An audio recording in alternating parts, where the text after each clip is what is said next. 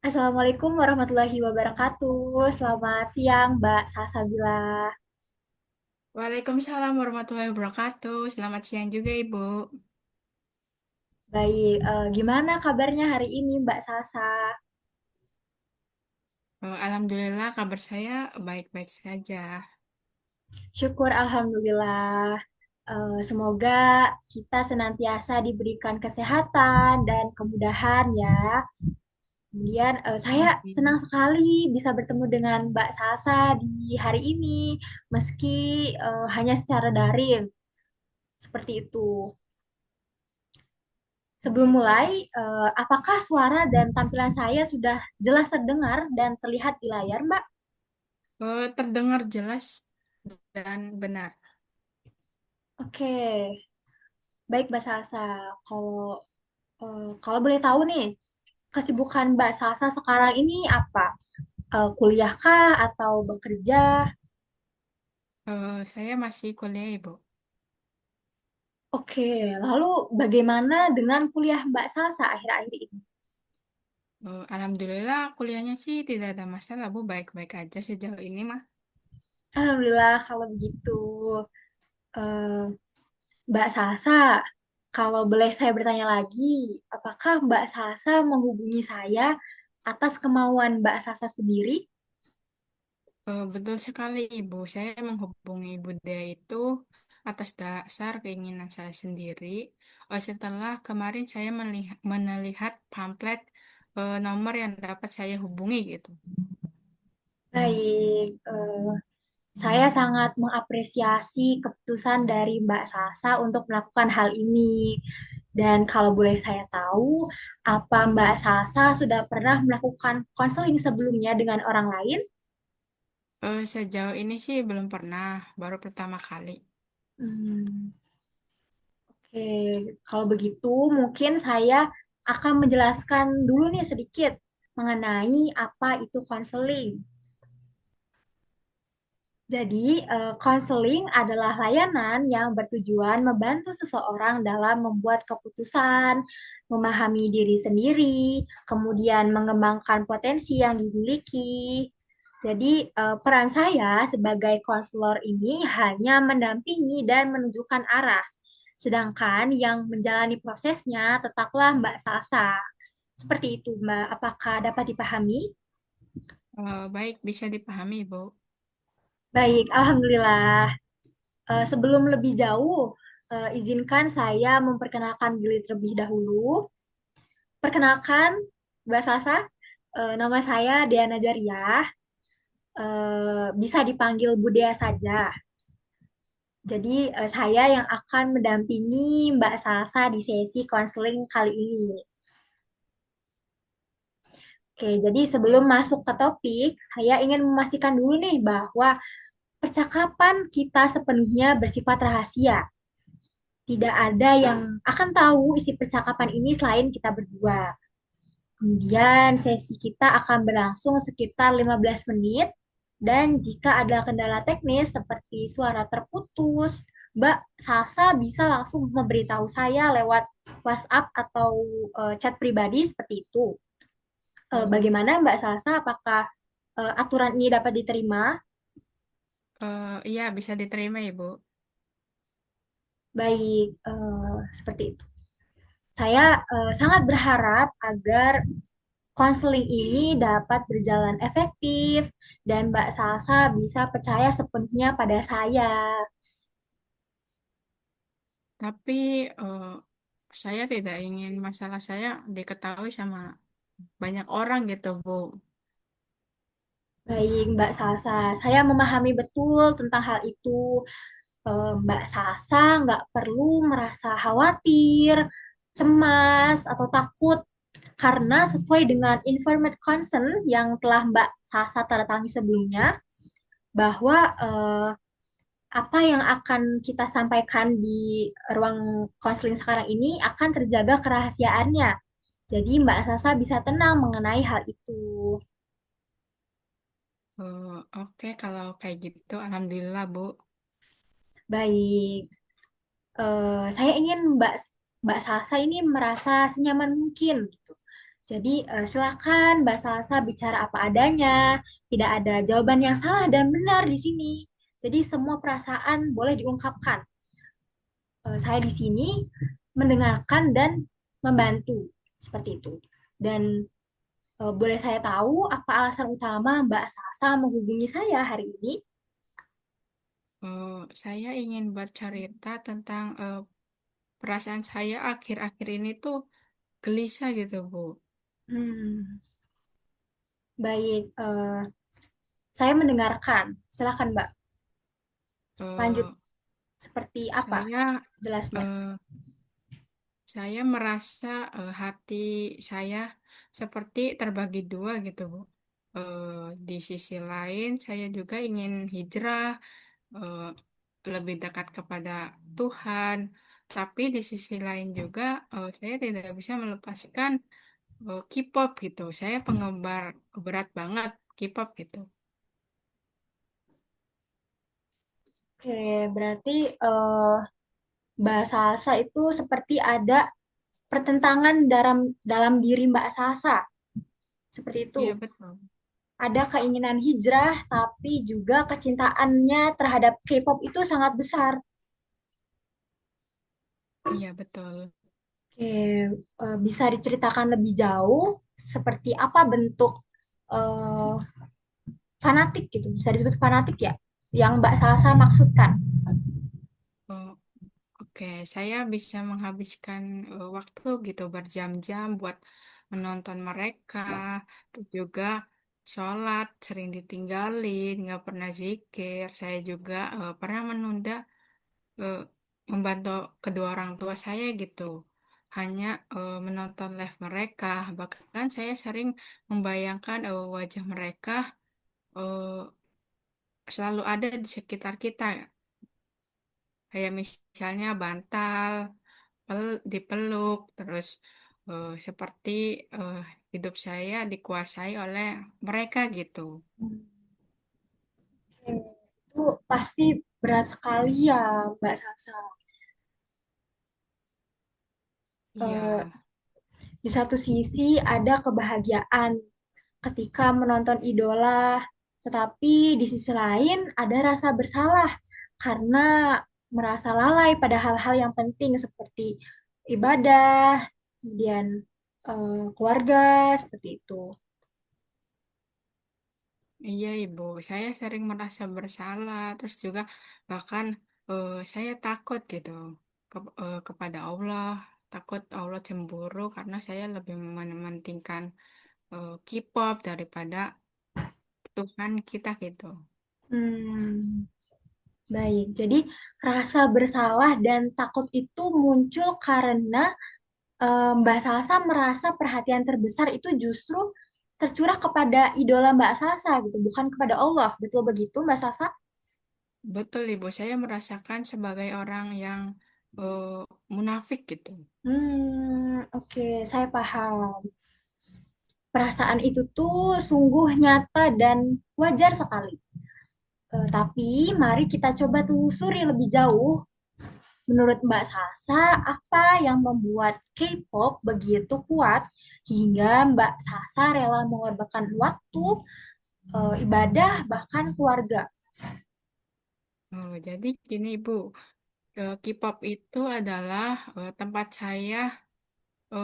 saya lari saat saya stres, terus juga saat saya rendah diri.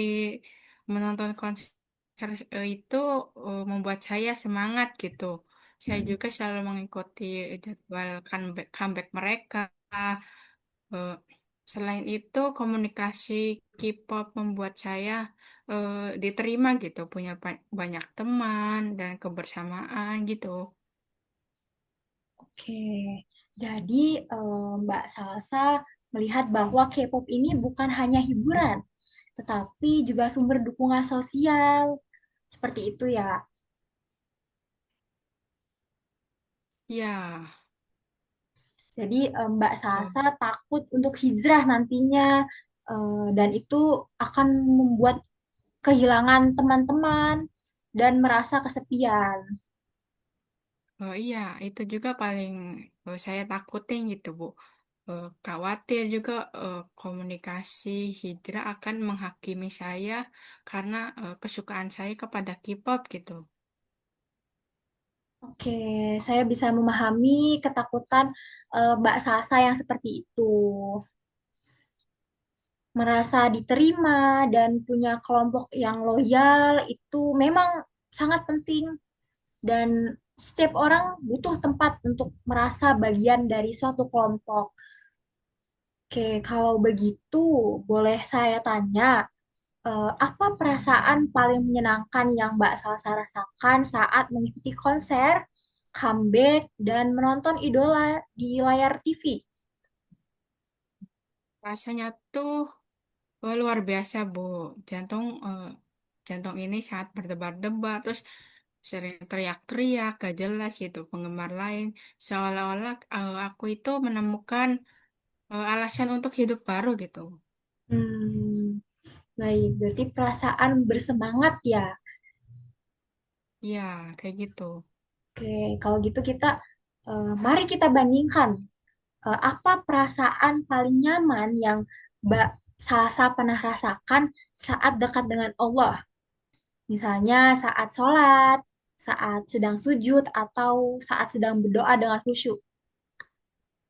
Itu rasanya eh, damai, Bu. Tenang sekali, tidak seramai saat aku menonton konser gitu. Hanya saja jarang saya rasakan gitu. Baik, jadi ada perbedaan ya saat bersama idola, rasanya semangat dan heboh. Namun saat bersama Allah rasanya damai dan tenang.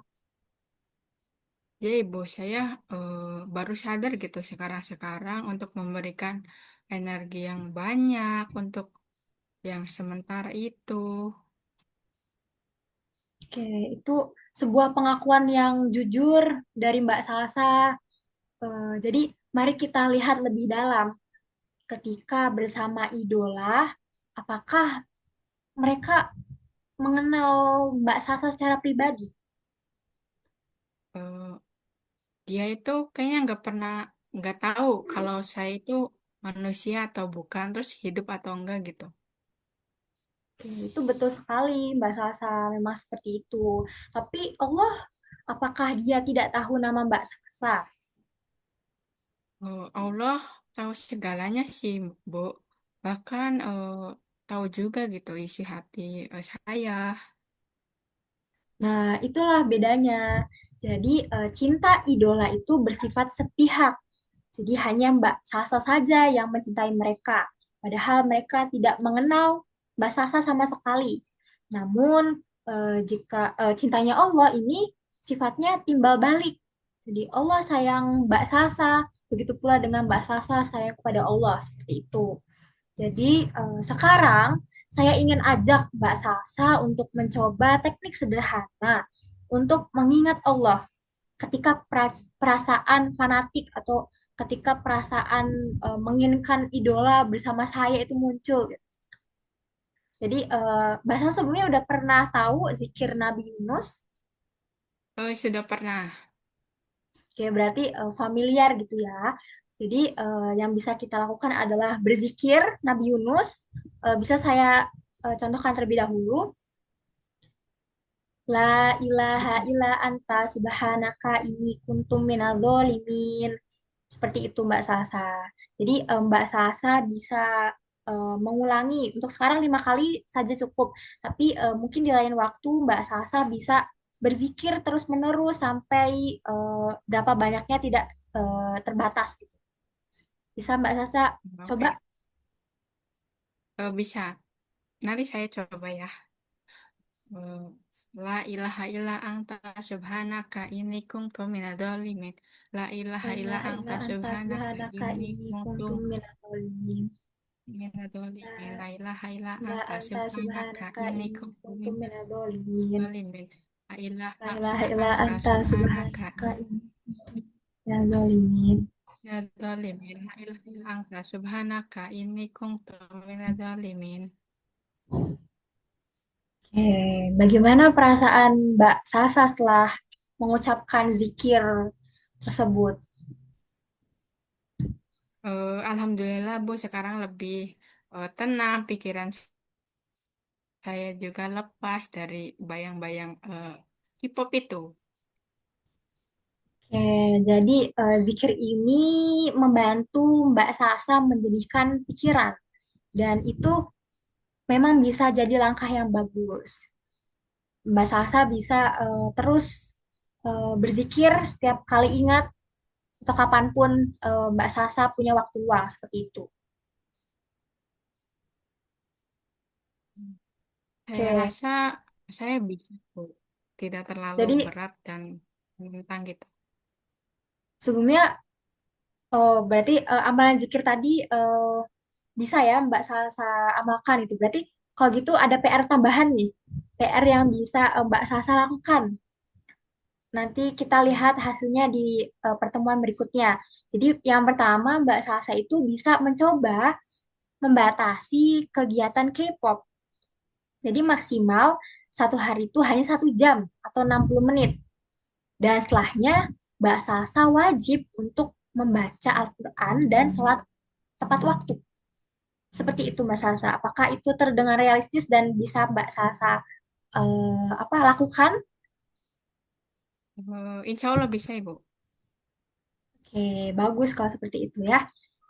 Dan itu nanti menjadi catatan evaluasi untuk pertemuan selanjutnya.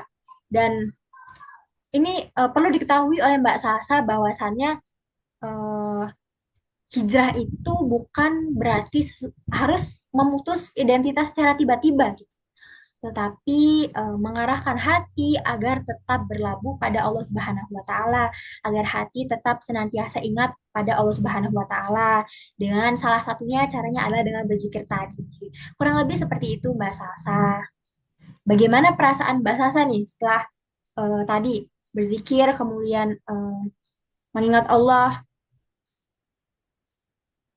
Eh, sem- saya merasa sangat ringan gitu, seperti punya jalan arah. Alhamdulillahirrahmanirrahim. Berarti Mbak Sasa sudah merasakan gitu ya manfaatnya. Saya sangat bangga dengan keberanian Mbak Sasa hari ini. Terima kasih banyak karena sudah berani terbuka, berani mencurahkan apa yang ada di pikiran Mbak Sasa, dan berani untuk mengobrol dengan saya di konseling daring pada kesempatan kali ini.